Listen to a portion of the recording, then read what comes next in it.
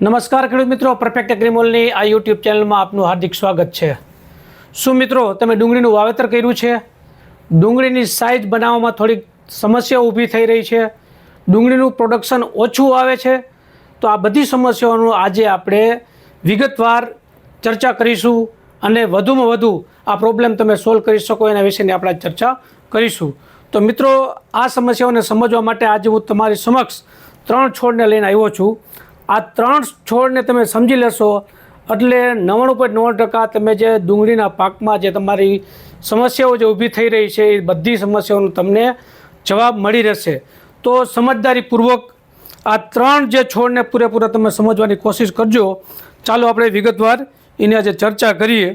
તો પહેલું જે આપણે જે ચર્ચા કરવાની છે એ આ છોડની છે। આપણે જોઈ શકો છો તમે કે આ છોડની અંદર દડાની સાઇઝ એકદમ નાની છે અને અહીંથી આનો જે દાંડલો જે છે એ મારી સમજી લ્યો તો 1 વેંચ સુધીનો આ દાંડલો છે। તો સૌથી મોટી જે ભૂલ છે ને એ આ છે। ખાસ ધ્યાન રાખજો મિત્રો કે ડુંગળીના પાકની અંદર શરૂઆતના સ્ટેજમાં ઊંચાઈ વધારે છોડની થવી જોઈએ નહીં। આ ઊંચાઈને કંટ્રોલમાં રાખવાની છે શરૂઆતના સ્ટેજમાં, અને નાની ઉંમરે એટલે કે 1 મહિનાના ગાળામાં જોઈ લેવાનું। જો સાઇઝ વધારે પિકઅપથી વધારે હાલતી હોય છોડની સાઇઝ તો એમાં લિયોસિન મારી અને કંટ્રોલ કરી લેવાનું છે। આ દાંડલી જેટલી લાંબી થશે એટલું દડાની જે સાઇઝ છે એ આપણે મોટો કરી શકશું નહીં, બરાબર। આ રેગ્યુલર આની સાઇઝ લેવા માટે મેં જો તમને જો બીજો આ દડા છોડ તમને સમજાવવાની કોશિશ કરી છે। બીજાની અંદર તમે જુઓ, આના કરતાં આ જે લંબાઈ જે છે એકદમ ટૂંકી છે, બરાબર। આના કરતાં આ છોડ સારો ગણી શકાય, બરાબર, કારણ કે એના હિસાબે આ છોડની જે ભલે જો લંબાઈ એટલી બધી નથી પણ જે આ દાંડલી છે એ ટૂંકી થઈ ગઈ, એના હિસાબે જે છોડ નીચે છે ને ખોરાક એને મળી રહે પૂરેપૂરો, એના હિસાબે થઈને આ ડુંગળીની સાઇઝ જળવાઈ રહી છે।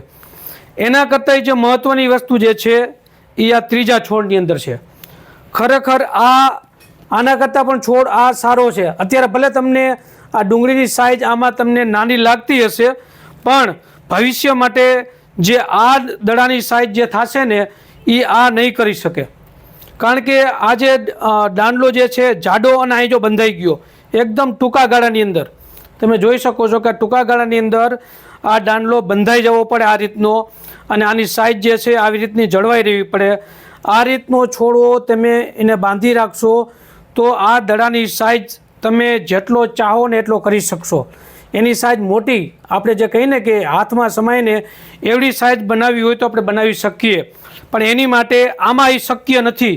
આ છોડની અંદર આ છોડમાં એ વસ્તુ શક્ય છે। આમાં આપણે પૂરતા પ્રમાણમાં ન્યુટ્રિશન આપીએ, પૂરતા પોટાશની ફોસ્ફરસની વસ્તુ કાળજીપૂર્વક આપણે આપીએ તો આની સાઇઝ આપણે મોટી કરી શકશું।